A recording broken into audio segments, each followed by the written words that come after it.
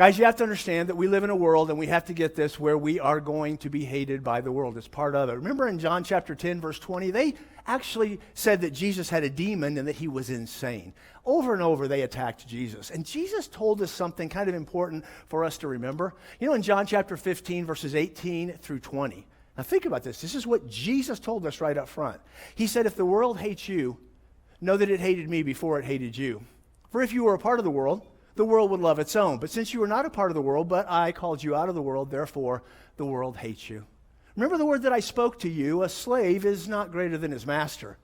If they persecuted me, they will persecute you. If they listen to me, they will listen to you as well.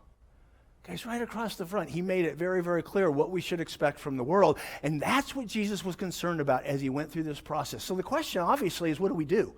If that's the case, what do we do? So here you go.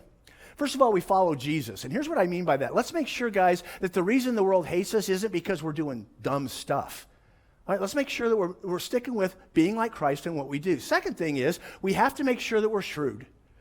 Jesus made the statement in Matthew 10, verse 16, where he said, I want you to be as shrewd as serpents and as innocent as doves.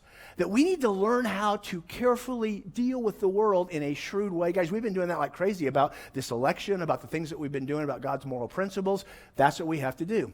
Third thing, we've got to make sure, guys, we study the Bible. That we are very, very clear that this is not our opinion, what we think, but instead this is specifically where God expects us to be and how we need to go. And in America, there's a fourth thing, and that is know your rights. Guys, we live in a country, at least at this point, that actually acknowledges that God has given us certain inalienable rights. Two of those that really affect us, freedom of speech and freedom of religion. That we have the opportunity, and this Tuesday is a good illustration, we get the chance to hopefully vote God's conscience. Remember, our world tells us all the time, oh, no, that's political. No. It's all in the Bible. God has, those moral principles are all there. That's what we focus on. And that will lead us to vote God's conscience, and that's where we need to be and how we need to be.